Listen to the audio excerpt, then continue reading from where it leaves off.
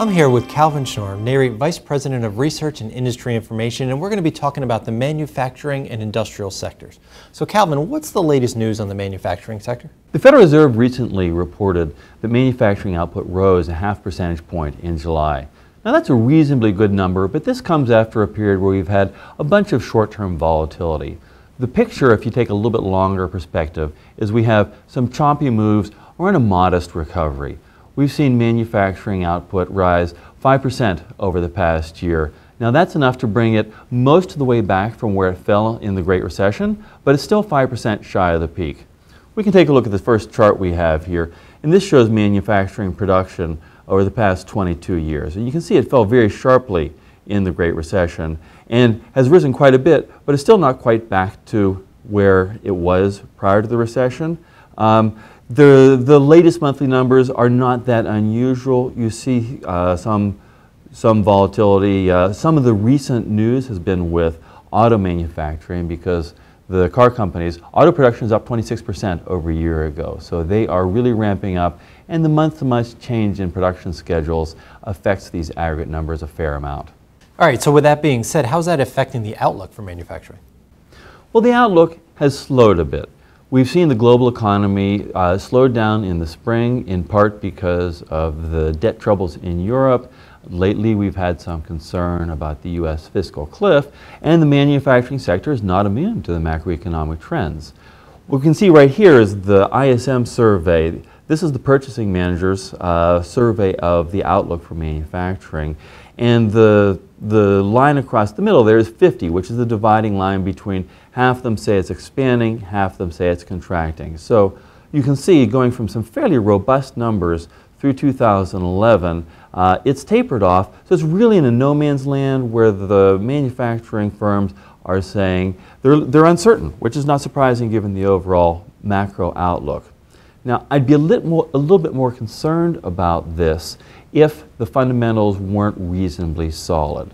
Manufacturing can be vulnerable if production levels have been high and you've got high levels of inventory. So let's take a look at the next slide here.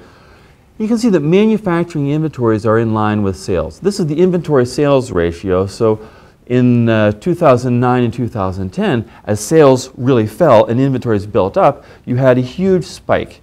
Manufacturing output had to cut back an awful lot to work off these excess inventories relative to sales.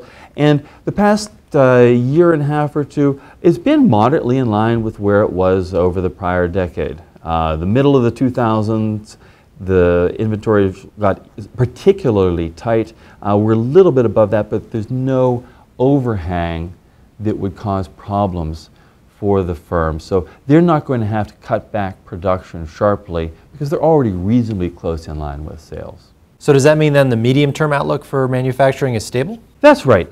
We're likely to see some slowing over the next couple of months, but the fundamentals are reasonably stable for the economy, for the manufacturing sector going forward.